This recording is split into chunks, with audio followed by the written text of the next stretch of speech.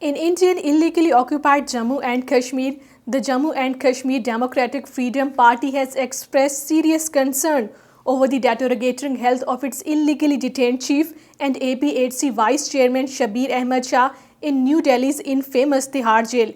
According to Kashmir Media Service, the DFP in a statement issued in Srinagar said Shabbir Shah is suffering from various ailments and the communal jail authorities are denying him basic facilities including medical care and hygienic food as per the jail manual. It said that this inhumane treatment to Shabbir Shah was part of the Narendra Modi-led fascist Indian government's policy to victimize the illegally detained Hurriyat leaders for challenging the Indian illegally occupation of Jammu and Kashmir.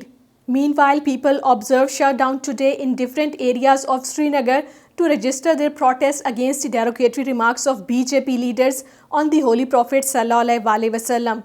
Most of the shops and business establishments were shut in downtown, Lal Chowk and other areas of the city. The occupation authorities deployed Indian troops and police personnel in strength in Srinagar and elsewhere in the Kashmir Valley to prevent protests against the blasphemous statements of the BJP officials. Fearing forceful demonstrations, the authorities did not allow people to hold Jummah prayers at historic Jamia Masjid Srinagar and other mosques.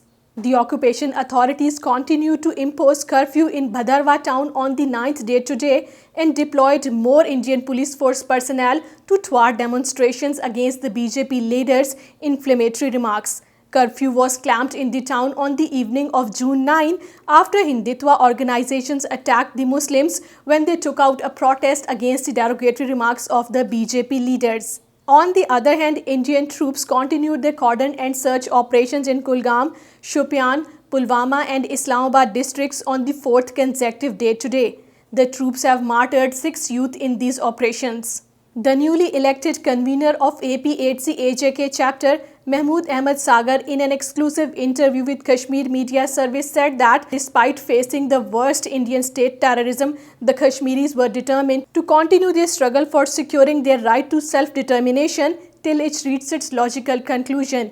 He urged the United Nations to initiate measures to settle the lingering Kashmir dispute by implementing its resolutions on the subject.